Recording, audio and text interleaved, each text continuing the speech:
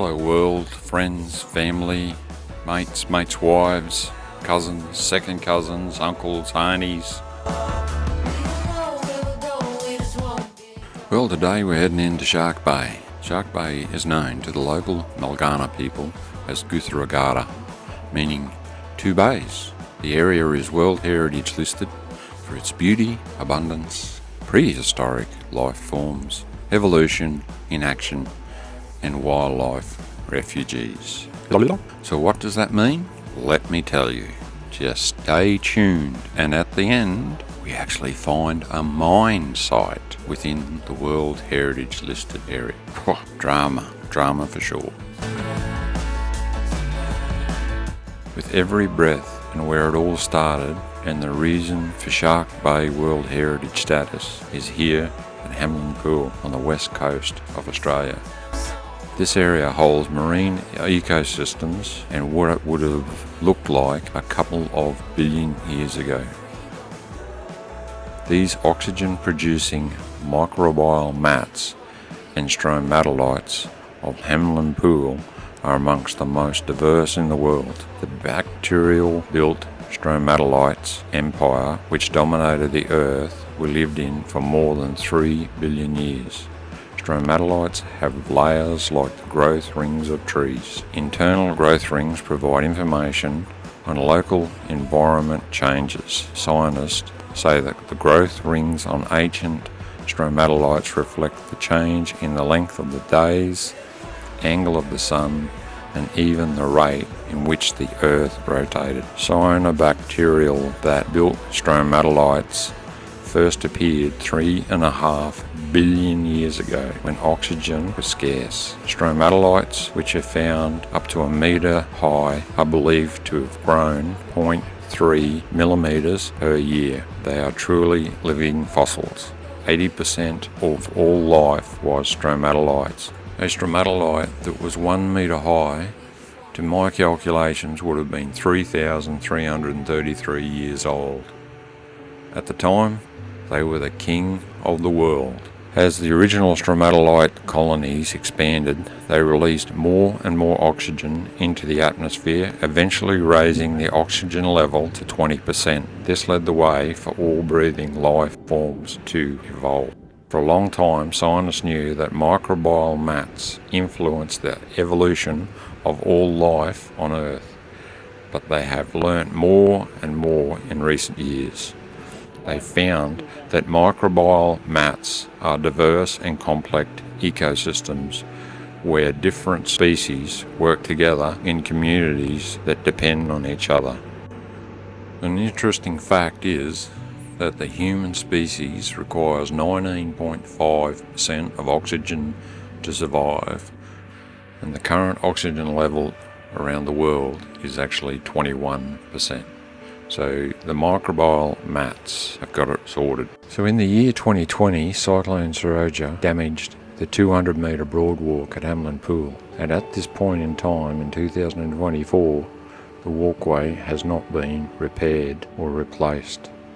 The microbial mats are very sensitive to the disturbance caused by foot traffic, and the damaged structure is not safe for visitors. The broadwalk is currently not able to be accessed. However, visitors can still view the stromatolites from the land. Well, pretty disappointing. If another cyclone turns up and destroys more of the broadwalk, it's going to take out the stromatolites. The repair to the broadwalk and the strengthening of the existing broadwalk would make sense.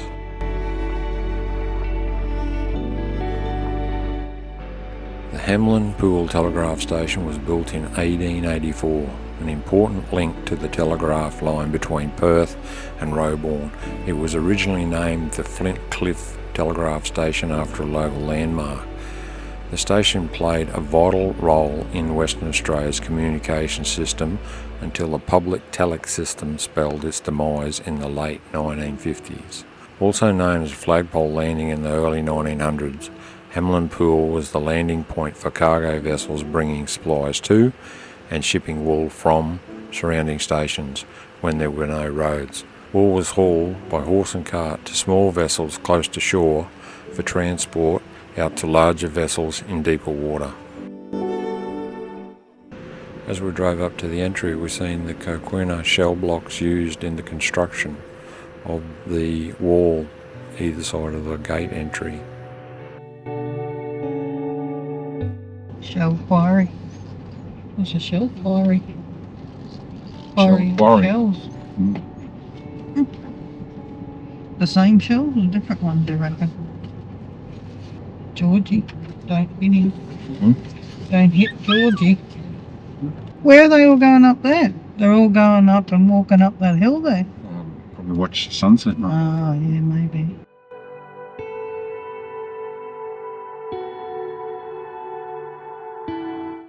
We got a powered site. Oh, good. For the 2 nights? Yeah. Down here? She said, just go and park and then come back, because they've been waiting for people to turn up. And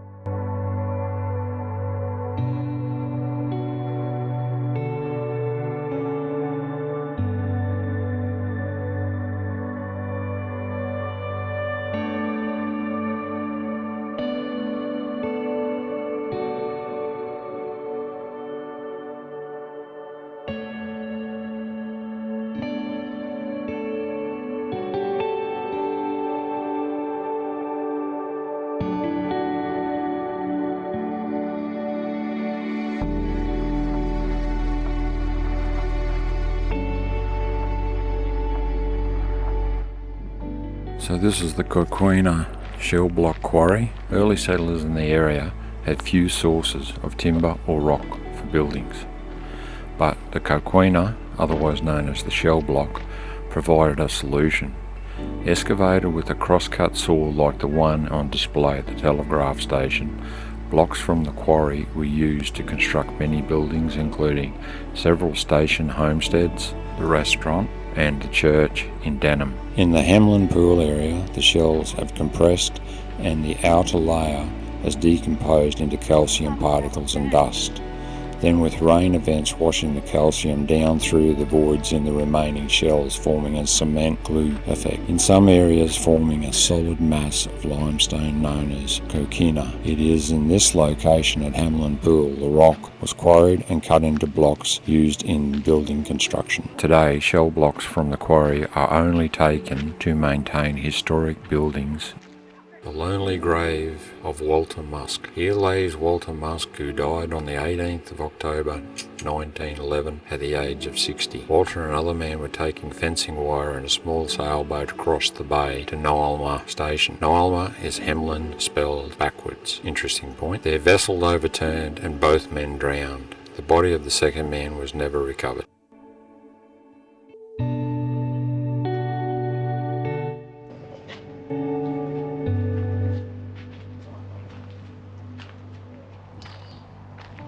Here in the caravan park, strewn underneath the trees in rock gardens, are items that would have been used back in the day at Mamelin Pool, and there's a whole heap of signs displaying the Mamelin Pool area as well. In 1923, the Mamelin wool shed was built by the Public Works Department, then used to store up to 500 wool bales ready for shipping. In March 1968, the wool shed had not been used for some time and was pulled down, and the materials used to build a kitchen at the Overland Polo Cross Club.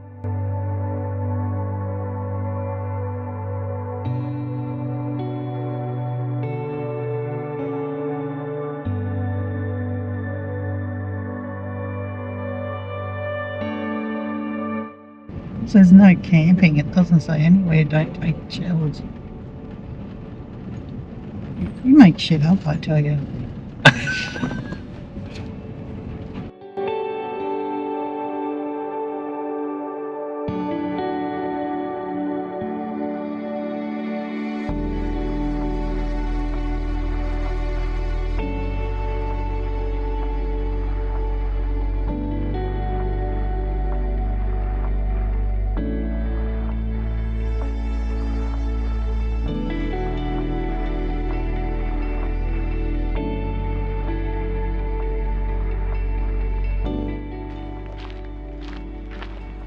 Although they only live about a year, the lack of competitors and competition in the hypersaline waters means that the fulcrum cockle can build up to a very high density of 4,000 per square metre.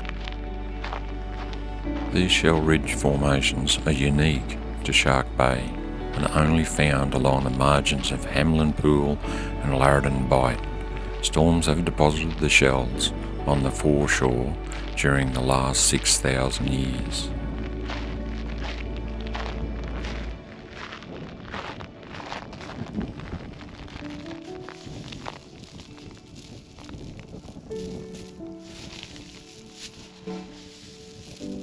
Shark Bay has approximately 110 kilometres of coastline composed of billions of tiny shells known as the Shark Bay Cockle.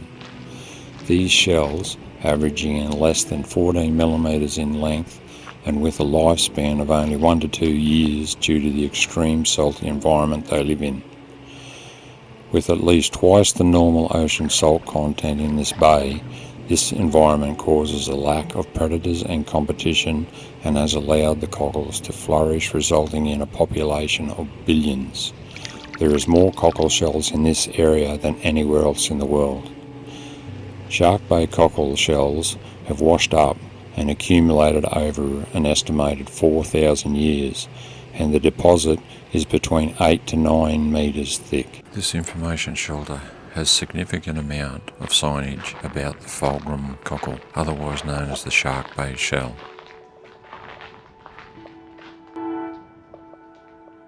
In Dampier, the normal cockle shell size is 19.38 millimetres. The ocean normal salt content is below 40 parts per thousand. Larridon Bight cockle shell sizes are 4.5 millimetres smaller than Dampier. Salt content is 1.5 to 2 times saltier than normal. Mamelin Pool cockle shells are 11.73 millimetres, 7.5 millimetres smaller than the Dampier cockle shell, just over half the size of the Dampier cockle shell, with the salt content nearly twice the normal level of 65 to 75 parts per thousand.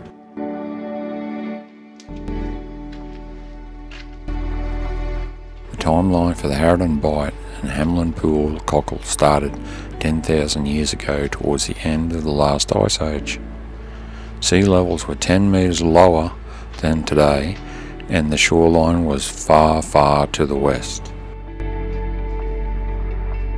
7,000 years ago, sea levels rose after the ice age ended, and broad stretches of the higher ground created a barrier preventing the area from becoming flooded. 6,000 years ago, sea levels rose to a modern day level. Seawater flowed over the barrier known as the Flora Sill and flooded this area, creating two bays known as the Mamelin Pool and Larridon Bight. 4,200 years ago, sea levels rose to 2 metres above the modern day level. Seagrass trapped sediment and raised the height of the Flora Sill. Today, sea levels dropped to the modern day level. Lower sea levels exposed the Flora Sill and waves that gradually made it broader and shallower. So how does the Mamelin Pool and Larridon Bight Bay become the Earth's saltiest marine environment? The answer is due to the shallow shelf that spans the width of the western bay entry known as the Flora Sill. The tide pushes fresh ocean salt water into the bay over the shallow sand and seagrass beds. This in turn restricts the bay from emptying. Evaporation of the shallow bays removes the water, leaving the salt to remain. With a small rainfall catchment and very little rain, over time this process allowed the salt content to build to be twice that of the oceans. Oh, and look, I was just browsing around on Google Earth and I stumbled across an excavator on the beach. What's going on here? Drama. This is drama for sure. Larridon Bight morning harvesting. The shells from the northern shore of Larridon Bight. Grade the shells into various sizes, then package them and transport them within Australia and across the world. The shells are most commonly used in poultry industry as a food supplement and to provide calcium used to form the strong eggshells. Also used in landscaping industry as an architectural design feature, along with adding calcium to the soil and what I would expect changing the pH in the soil types. Aquarium industry. The aquacultural industry has used the product as a cleaning medium in the farming of lobsters or crayfish, oysters, abalone or paya. Apparently it's pretty heavily populated with dugong here. The old Perla restaurant was built over 3 years by Tim Hargraves back in the early 1970s. His motivation was to give his wife Margaret a way to earn a living and to be able to support the family if anything happened to him whilst he was at work. This is now one of Denham's most iconic buildings and thought to be the only restaurant of its kind in the world. This St Andrew's Church is of coquina shell block construction. The building has a gable roof with a shallow pitch. Gothic arches shape voids in the wall and are filled with lead-like stained glass windows depicting the cross of St Andrew.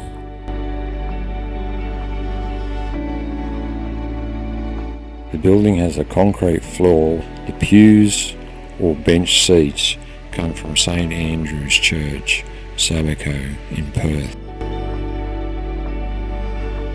There is a bell hanging under the eaves at the southwest corner closest to the road intersection. The coquina shell blocks used in this construction were quarried from the beach at Mamelin Pool, 106 kilometres to the east. Many of the blocks being sawn by the then rector of Carnarvon, the Reverend Ron Hobie. The building construction commenced on the 24th of February 1954 by 2 Italian stonemasons and an Estonian carpenter. The church was opened and consecrated on the 6th of June 1954. Just 2.5 months after the commencement of construction.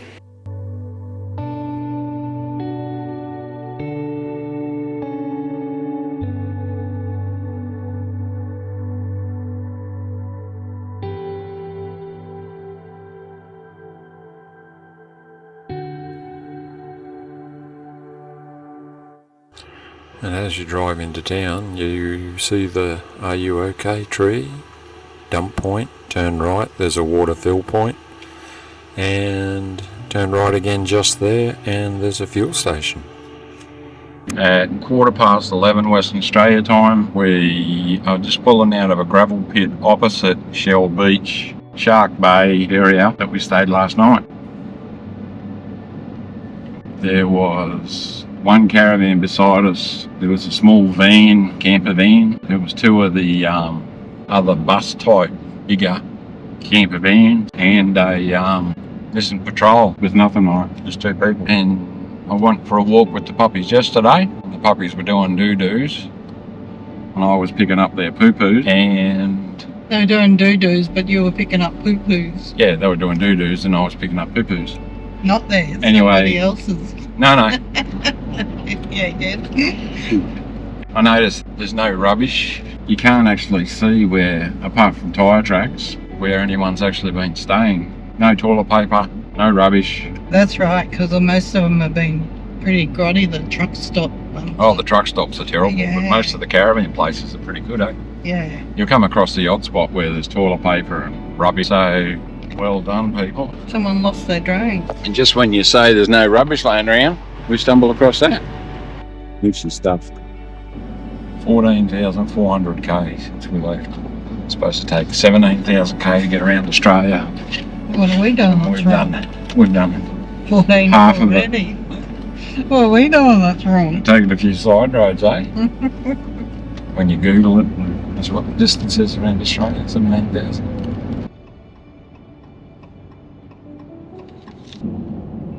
I just had a police officer knock on my door saying he was looking for a man with one eye. I told him if he used both he would probably find him a lot quicker. Oh, really? You like that one? Oh, that's a crack up. Boy age 4. Dad, I've decided to get married. Dad, wonderful. Do you have a girl in mind? Boy, yes, Grandma. She said she loves me. I love her too, and she's the best cook and storyteller in the whole world. Dad, that's nice, but we have a small problem there. Boy, what problem? Dad, she happens to be my mother. How can you marry my mother? Boy, why not? You married mine. That's a crack up, I tell you. Yeah. During a sermon, a pastor announced, "If you know your wife is controlling you, move to the left." All the men in the church moved to the left except one man. The pastor was happy there was at least one strong man, and asked him, "How come your wife can't control you?" The man quietly replied, "It's my wife who told me not to move." Oh, that's a crack up, eh? Grandpa to grandkid, "Go hide, your teacher is here because you bunked school today." Grandkid, "You go hide, I told her you passed away." Little Johnny and little Susie were working at the shop. Susie said to Johnny, "You know, it's a beautiful day and I bet you I can be sent home early." Johnny said, "Oh yeah, how are you going to do that?" She replied, "Just watch." So the boss walks in and Susie flips upside down from a rail, looks at her boss and says, "I'm a light bulb." The boss said, "You know, I think he might be losing it. Maybe you should head home early for the day." So as Susie starts walking out the door, Johnny follows behind. The boss said, "Hey, where do you think you're going?" Johnny replied, "You think I can work in the dark?"